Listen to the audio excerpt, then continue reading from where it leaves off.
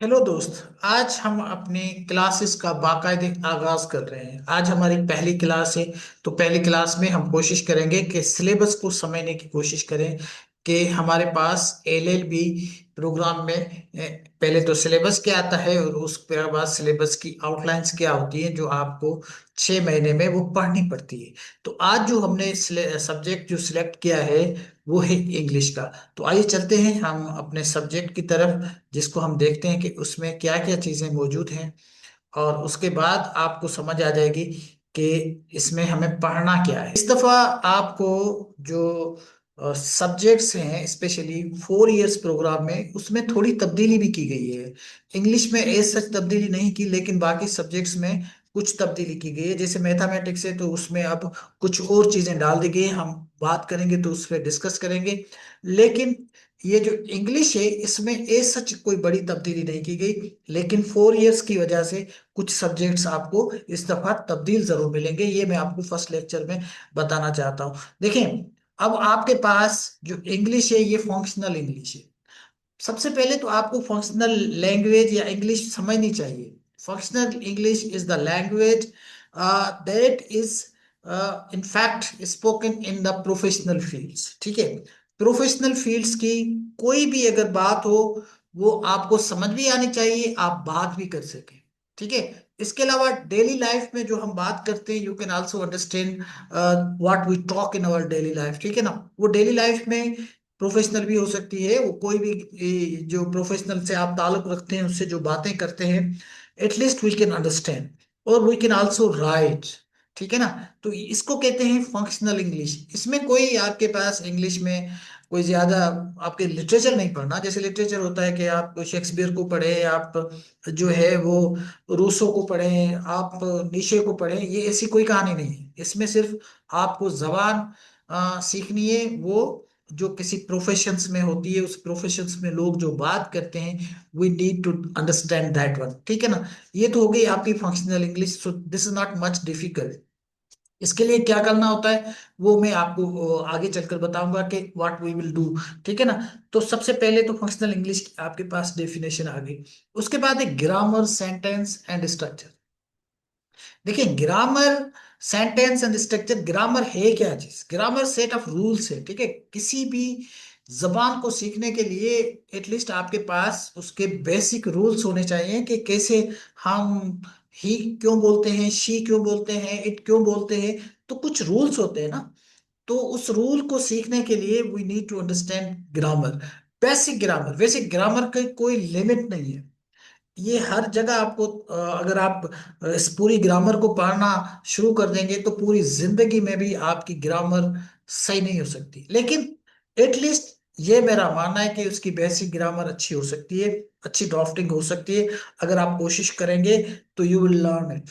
तो हम पढ़ेंगे भी इसकी बेसिक ग्रामर, जो बहुत आसान है, उसको हम सीखने की कोशिश करेंगे। ठीक है ना, उसके बाद वो ग्रामर सीखने के बाद स्ट्रक्चर, आपका सेंटेंस किस तरह बनते हैं, तो उस सेंटेंस को हम बनाना भी सीखेंगे।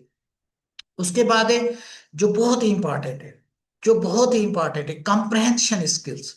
देखें, आप आजकल किसी बच्चे के पास अगर 7वीं 8वीं या 5वीं क्लास के बच्चे की अगर आप कोई इंग्लिश की किताब खोलेंगे, वहां पे लिखा होता है कंप्रहेंशन। ठीक है, किसी इंग्लिश पे अगर पहला कोई उस पे सबक है तो उस पे कंप्रहेंशन की बात ऊपर लिखी होती है, जो टीचर्स के लिए होती है इनफैक्ट। लेकिन उसकी गाइडलाइन होती है कि इसको कंप्रहेंशन करना है पढ़ना स्टडी के साथ। लेकिन बिलीव यू कि यहाँ पे बहुत सारे ऐसे अस्ताद हैं जिनको उस कंप्रहेंशन की माने भी नहीं आती कि इसकी क्या माने है। तो ये बहुत ही इंपॉर्टेंट होता है कि जो आप पढ़ें उसको समझें। अंडरस्टैंडिंग बहुत जरूरी है। मेरे नजदीक, मेरे जैसे उस्ताद के लिए, मैं एजुकेशन कहते ही उसी की हूँ जो आपको समझ में आए। अगर कोई चीज आपको समझ में नहीं आती, वो प्रैक्टिस तो हो सकती है। ठीक है, आप प्रैक्टिस करें, आप टेस्ट मैच खेलें, कोई चीज ऐसे समझ में नहीं आती उसको प्रैक्टिस करते करते हो सकता है समझ में आ जाए। लेकिन this is not education. Education is the only thing that you can understand. Teacher आपको बात बताए, वो आपको समझ में आए, आप किताब पढ़े, आपको समझ में आए। अगर समझ में नहीं आता, this is just wastage of time. तो ये कंप्रेंशन स्किल बहुत जरूरी है। ये कैसे डेवलप होता है, we will talk on it इस पे पूरी हम एक्सरसाइज करेंगे, इसको समझने की कोशिश करेंगे। देन आपके पास you have a vocabulary development. देखिए वोकेबलरी तो आपके पास कलेक्शन ऑफ वर्ड्स तो होने चाहिए। आपने ग्रामर सीख भी ली है, if you don't have the words and collection तो आप कोई चीज नहीं लिख सकते। तो आप एटलीस्ट किसी भी फील्ड में जाएं तो आपके पास उसकी जो वर्डिंग है, कम से कम वर्ड्स है, उसकी कलेक्शन होनी चाहिए। आप इंग्लिश सीखते हैं तो जाहिर सी बात है you should have a good amount of the collection जो आपको इस्तेमाल करना है और आपको सेंटेंस बनाने हैं।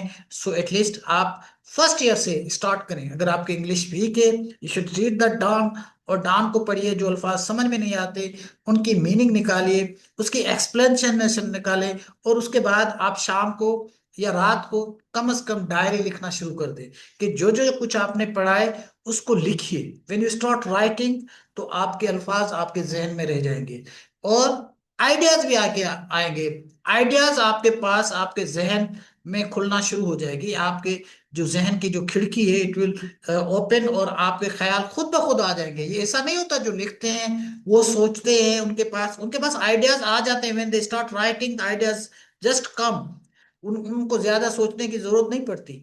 तो आप भी इस तरह की प्रैक्टिस कीजिएगा कि आपके पास कम से कम ये जो वोकेबलरी है इसको हासिल करने के लिए आप अपनी practice right from first year से करें। बल्कि फर्स्ट सेमेस्टर आपका शुरू हो गया है तो आप शुरू करें राइट पहले दिन से आप अपनी डायरी लिखें। अच्छा, बहुत सारे लोग, मैं ये बताता हूँ अपनी क्लासेस में, जो कभी आपने डायरी किसी डेट पे नहीं लिखी तो कहते हैं कि यार अब मैं नहीं लिखूंगा, बहुत दिन हो गए, अब मैं नहीं लिखूंगा। ऐसा नहीं कीजिएगा। मसला ये है कि ये होता है हर किसी से। आपको कोई काम हो गया, आप कहीं बिजी हो गए, आप डायरी नहीं लिख सकते, इट्स नो इश्यू। आप ऐसा करें, कोई भी ऐसी डायरी नहीं लिखे जहां पे डेट पहले मौजूद होती है। आप जिस दिन बैठे उसी दिन अपनी डेट लिखिए, डायरी लेकर आइए एक नोटबुक, वहां पर जिस दिन आप कोई डायरी लिखते हैं उसी दिन आप डेट लिखें। एक आप 5 को लिखते हैं, दूसरी आप 7 को लिखिए, 7 के बाद 8 को, 8 के बाद 9 और 10, फिर रेगुलर कर ले। अगर 5 दिन 8 दिन आपने नहीं लिखी ना, इट मेक्स नो इशू, इसमें कोई प्रॉब्लम नहीं है। बहुत सारे लोग इससे डिसअपॉइंट हो जाते हैं, यार अब डायरी क्या लिखनी, पहले लिखी थी और अब मैं पता नहीं कितने दिन मैंने नहीं लिखी। तो you should start writing your diary. Vocabulary development के लिए, ख्यालात को पुख्ता करने के लिए डायरी लिखना बहुत जरूरी है। बचपन में मैं भी लिखा करता था, पर लेकिन बहुत सारे दोस्त जो है वो अपनी डायरी मैट्रिक से और 8वीं 7वीं क्लास से भी शुरू कर देते हैं।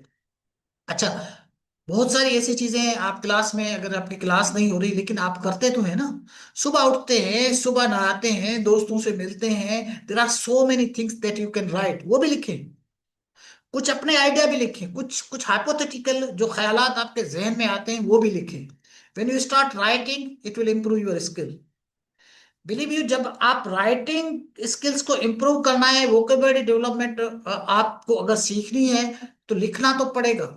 ये कोई चीज ऐसे नहीं आ सकती ऑटो आपके दिमाग में, दिमाग पे कोशिश करनी पड़ेगी। So you should attempt and try to write something. जब आप लिखेंगे तो आपकी ये वोकेबलरी आपकी बढ़ सकती है। We will also talk on it.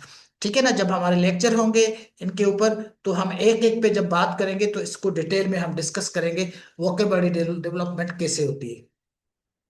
उसके बाद आपके पास है पैराग्राफ एंड एसे राइटिंग।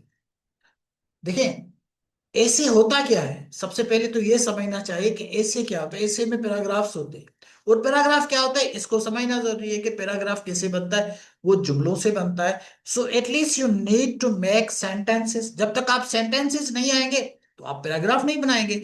तो पैराग्राफ बनाने के लिए सबसे पहले आपको ग्रामर को से रुजू करना पड़ेगा। ठीक है ना, सेंटेंस स्ट्रक्चर बनाने पड़ेंगे। जब सेंटेंस बनेंगे तो उसके बाद ही आप जाकर पैराग्राफ बनाएंगे। तो सेंटेंस बनाने के लिए आप जब ग्रामर सीखेंगे तो you have to learn tenses. आपको टेंस आने चाहिए, पार्ट्स ऑफ स्पीच आने चाहिए। जब ये सीखेंगे then you would be in position to write paragraph. ऐसे नहीं आएगा। ठीक है ना, पैराग्राफ भी आपको, अगर आप लॉयर बनना चाहते हैं, you have to write a quality writing at least. उसमें ऐसा तो नहीं हो सकता कि आप जैसे हम उर्दू लिखते हैं या कोई और जुबान लिखते हैं, it should be a professional drafting. ठीक है ना, so you need to practise on it. तो इस पे भी हम बात करेंगे। Legal vocabulary basics. देखें, हर जो प्रोफेशन है उसकी अपनी एक टर्मिनोलॉजी होती है, अपनी एक वोकैब होती है। डॉक्टर साहब पे बात करेंगे तो आप हो सकता है समझ भी ना सकेंगे ये आपस में क्या बात कर रहे हैं। इसी तरह बहुत सारे प्रोफेशन है, इवन लॉयर्स भी हैं, वो जो अपनी लैंग्वेज में जो बात करते हैं, आप जाकर केसेस पढ़े, आम बंदे को वो समझ में नहीं आता कि ये इसका इसका मतलब क्या है। और बहुत सारे ऐसे, मैंने फाइनल ईयर तक बच्चे जिनको मैंने पढ़ाया भी है, जब उनसे बात होती थी कभी तो उनको पता ही नहीं होता कि ये बेसिक जो वोकेबलरी है आपकी लॉ की, उसका पता ही नहीं है। So you need to understand. इसके लिए मेरी एडवाइस होगी, वैसे हम इसके ऊपर क्लास भी करेंगे, मेरी एडवाइस होगी, आप जब डान अखबार पढ़ते हैं, जरूरी नहीं है आप कोई 30 रुपए की डान अखबार या 40 रुपए की जाकर खरीदें। आप ऑनलाइन भी पढ़ सकते हैं, अपने मोबाइल में भी पढ़ सकते हैं। तो उस पे कोशिश करें जो जो भी लीगल आपके पास ओपिनियन हो, लीगल खबरें हो, आपके पास डेली फैसले आते हैं, उसको अभी से पढ़ना शुरू कर दें। आप उर्दू पढ़ें, इंग्लिश पढ़ें, लेकिन इंग्लिश जरूर पढ़ें। आपकी जो आपके जो ये हाई कोर्ट्स हैं, आपकी जो सिविल कोर्ट्स हैं, इन जितने भी कोर्ट्स के जो डिसीजन आते हैं, वो डिसीशंस आपको इनकी वेबसाइट्स पे भी मिल जाते हैं। तो उन डिसीशंस को जब आप पढ़ेंगे you will come to know कि यहाँ पर तो बहुत सारी वो के भी बहुत सारे वर्ड्स हैं, तो आपको समझ में आ जाएगी। ये आपको अभी से स्टार्ट करना है। ठीक है, अगर आप ये नहीं करेंगे तो आपके लिए बहुत मुश्किल हो जाएगा। उसके बाद जब अल्फाज आएंगे आपको समझ में नहीं आएंगी बात। ठीक है, उसके बाद है speaking and presentation skill, very important.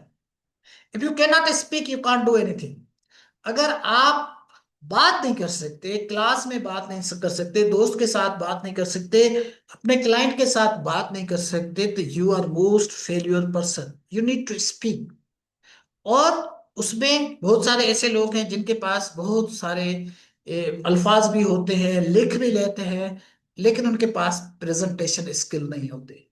तो स्पीकिंग एंड प्रेजेंटेशन स्किल दोनों को मिलाया गया है कि you need to understand it, कि प्रेजेंटेशन स्किल्स क्या होते हैं। ये बहुत ही अहम चीज है कि you have to present something. इतना उनको आपने डेलिकेट तरीके से पेश करना है कि उसको बात समझ में आ जाए। अच्छा, कुछ लोग ऐसे हैं ना कि वो जो पहली बात करनी होती है वो लास्ट में करते हैं, जो लास्ट में करनी होती है वो पहले में कर देते हैं। तो ये भी जहन में रखना चाहिए कि हमें कौन सा सवाल किस वक्त करना है और कौन सी बात किस वक्त करनी है। ये इसको कहते हैं कि आपके आपके पास प्रेजेंटेशन स्किल्स बहुत है। आपने सुना होगा, कहते हैं कि कुछ लोग जो है वो जब बात करते हैं, अच्छी बात करते हैं, कोई अच्छी बात भी उनके मुंह से निकल जाती है, तब भी ऐसा लगता है जैसे वो उनको इतने इम्प्रेसिव नहीं होते। ठीक है ना, अच्छी बात भी उनको अच्छे अल्फाज से करने नहीं आती, या उनका प्रेजेंटेशन स्किल नहीं होता। कुछ लोग भले कड़वी बात हो वो भी बड़े अच्छे अल्फाज में कह देते। सो दिस इज वेरी इंपॉर्टेंट कि प्रेजेंटेशन स्किल्स आपके पास होने चाहिए। मैं लास्ट में आता हूं, ये जो भी मेरे दोस्त इस लेक्चर को देखेंगे, क्योंकि इट रिमाइंड्स मी कि जब मैं लॉ कॉलेज में क्लासेस लेता था और I had some very good students, और उनके साथ बात करना मुझे बहुत मजा आता था। आज भी मैं उनकी बहुत रेस्पेक्ट करता हूँ। तो they are really good students. तो मैं आपको सिर्फ एक एक बात कहना चाहूंगा, वो ये कि अगर आप पहले दिन ये फैसला कर लें, अगर आपको लॉयर बनना है या आपको मुंशी बनना है। अगर मुंशी बनना है तो डिग्री भी आपको मिल जाएगी, और अगर लॉयर बनना है, अपनी फर्म खोलनी है, अपना एक लॉ कॉलेज में जाके आपको लेक्चर देने हैं, पढ़ाना है और एंजॉय करना है, ये फील्ड को एंजॉय करना है, it's enjoyable field, you can enjoy it. ठीक है ना, तो आपको पढ़ना पड़ेगा। डिग्री आपको मिल जाएगी, नो इश्यू, दाखले भी आपके हो जाएंगे। कोई भी ऐसा तरह का कोई प्रॉब्लम हो you can contact with me, I will help you out. लेकिन पढ़ने के लिए, अगर आप वाकई पढ़ने के लिए आए हैं, तो you need to study at least 1 hour daily दें, चीजों को पढ़ें समझें, तो आप यकीनन आपका जो दिमाग है उनकी खिड़कियां खुलेंगी और आपको बात समझ में आ जाएगी। लास्ट में भी आपसे यही कहूंगा कि इस मेरे जो इस चैनल है इसको सब्सक्राइब करें, बच्चों के साथ, लोगों के साथ, सबके साथ शेयर करें। कोई चीज आपको समझ में नहीं आती इस 4 ईयर प्रोग्राम में, कोई भी सवाल हो, किसी तरह का भी सवाल हो, आप मुझसे रब्ता कर सकते हैं, मेरे नंबर दिए होते हैं। मेरे जितने भी माजिद मकसूद के नाम से अगर आप गूगल से पूछेंगे तो बहुत सारे जो है मेरे कॉन्टेक्ट्स और मेरे जितने भी सोशल मीडिया अकाउंट्स हैं वो खुल जाएंगे, तो आप मेरे से राब्ता भी कर सकते हैं, और किसी तरह की कोई भी आपको अगर इंफॉर्मेशन चाहिए तो वो मुझसे पूछ सकते हैं। हाँ, ऐसा नहीं है कि मैं मुझे सब कुछ आता है, मैं लोगों से भी सीखता हूँ। हो सकता है कोई ऐसी चीज हो आप मुझे बताना चाहते हैं तो वो भी बता दें कि मैं वो भी सीख सीख कर कुछ और दोस्तों को बताऊं। बहुत शुक्रिया।